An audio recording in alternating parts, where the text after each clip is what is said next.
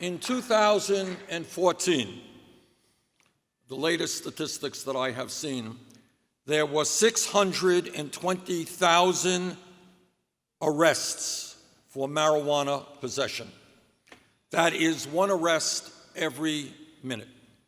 According to a report by the American Civil Liberties Union, there were more than 8 million marijuana arrests in the United States from 2001 to 2010. Almost 9 in 10 of those arrests were for possession. Arrests for marijuana possession rose last year nationwide, even as Colorado, Washington, Oregon, Alaska, and the District of Columbia became the first states to legalize personal use of marijuana.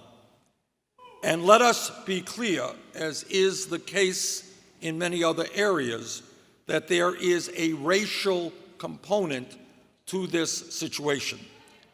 Although about the same proportion of blacks and whites use marijuana, a black person is almost 4 times more likely to be arrested for marijuana possession than a white person. Too many Americans have seen their lives destroyed because they have criminal records as a result of marijuana use. That is wrong. That has got to change.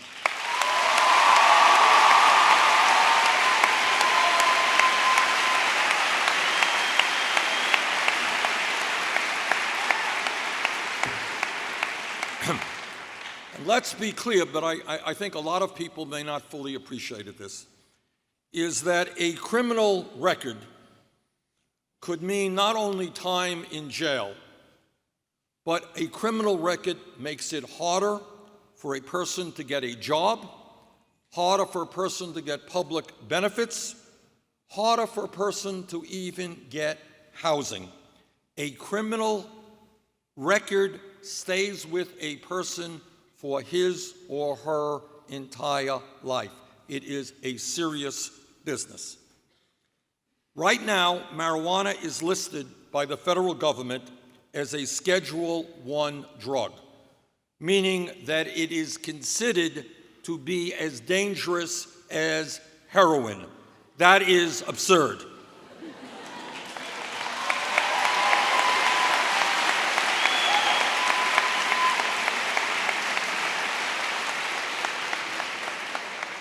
In my view, the time is long overdue for us to remove the federal prohibition on marijuana.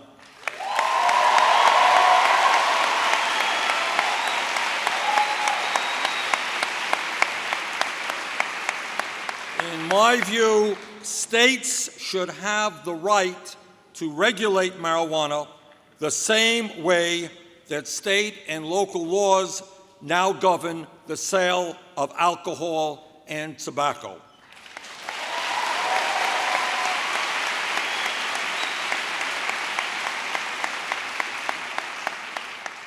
And among other things, that means that recognized businesses in states that have legalized marijuana should be fully able to use the banking system without fear of federal prosecution.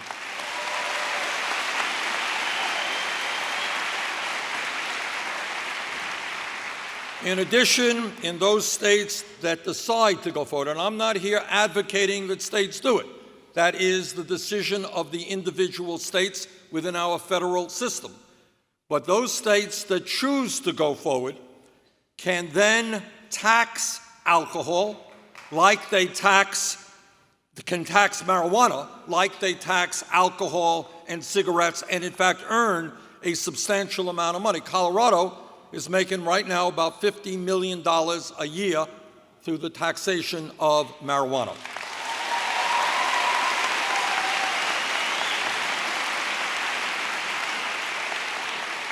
And in Colorado, and I believe other states, some of that revenue is being used to fight the effects of substance abuse, of hard drugs like opiates that are harming so many communities. In the year 2015, it is time for the federal government to allow states to go forward as they best choose. It is